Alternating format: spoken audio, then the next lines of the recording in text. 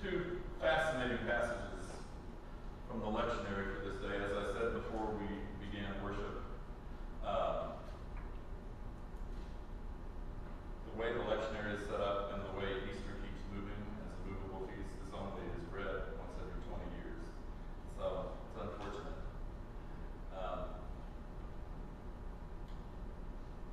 And they're completely different passages, and yet they say the same thing. In Leviticus, God clearly states what he expects in terms of interpersonal relationships. Don't defraud your neighbor, care for the poor and the immigrant, which is a better word than alien.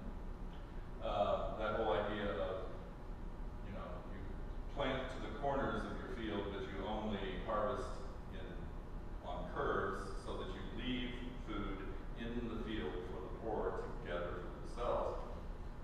That was the way the poor and the immigrant and the traveler were cared for in that day. We have, hopefully, our own ways of doing it these days, depending on the legislature, I suppose, and the voter.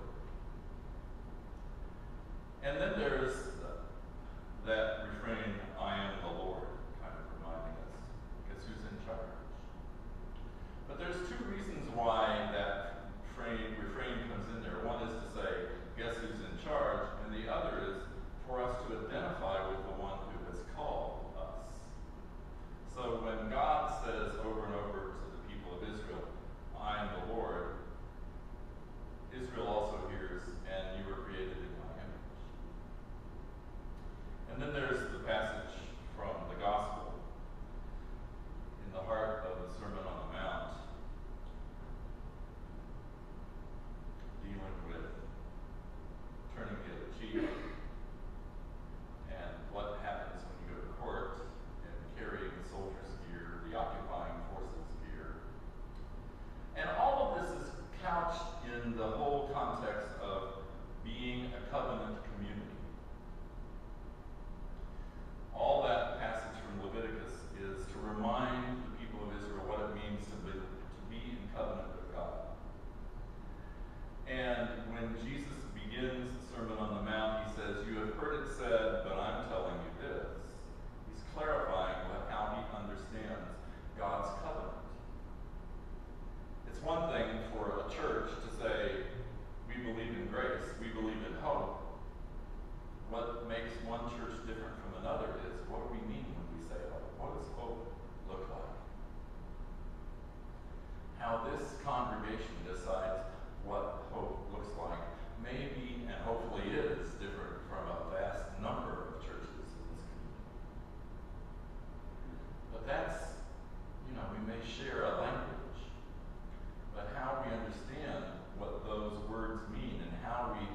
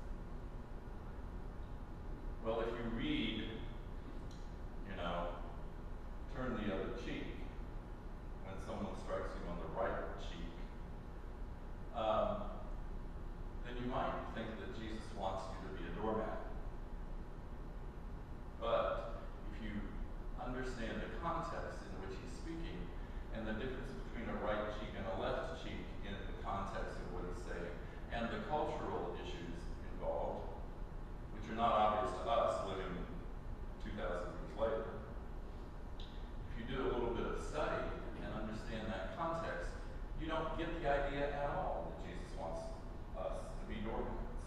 Or if you hear him say, if a soldier asks you to take his gear 1 mile, go an extra mile, it's very easy for us Americans to say, develop that platitude that we hear all the time. Oh, there's Bill, he goes the extra mile. There's David. That's one of the things we like about David. That's one of the things we like about Elizabeth. They not only do what they're supposed to do, they go the extra mile. Except that that's not what Jesus means. Not in the context of what he's saying. So let's back up. What does Jesus say? He doesn't say if somebody hits you, turn the other cheek. He says if somebody hits your right cheek, turn your left to him. Now in Middle Eastern culture in Jesus' day, and in some places even today, well, stop and think about it. If you're going to slap somebody, in the Middle East you wouldn't ever use your left hand.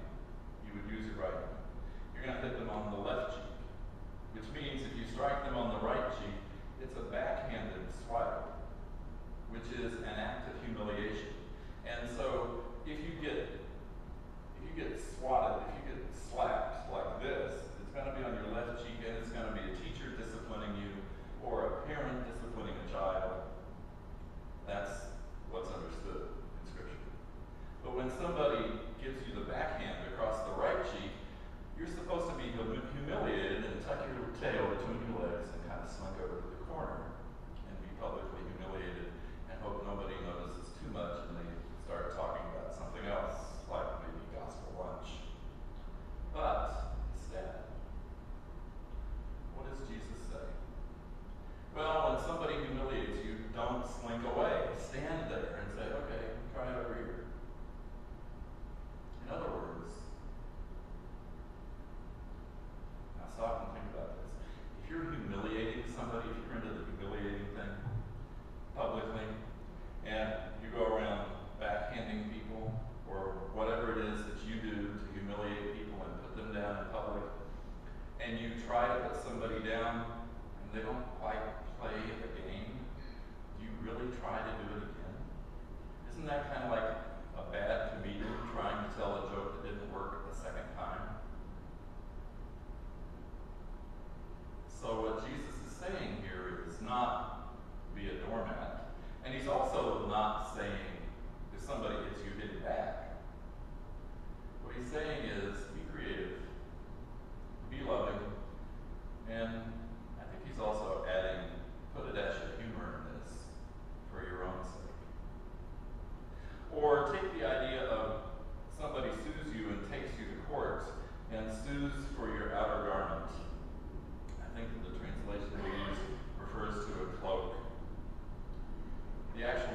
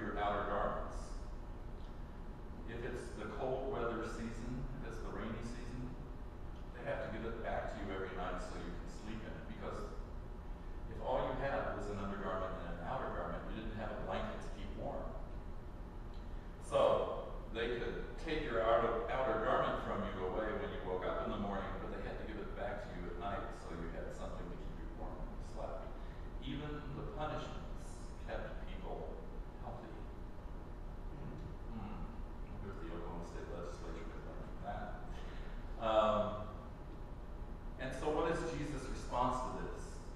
Well, when somebody takes you to court and sues for your outer garments, take them off and then keep taking off the little that you have left so that you stand naked in court. Now that's absurd. And for us, in our Western culture, we would read that as, but that would be humiliating. Except in the Jewish tradition, it's not humiliating to be naked. It's humiliating to make someone else naked. So the person who's bringing you to court would be humiliated in your very act of being stripped bare. Again, some creativity, some love, and some humor. And then there's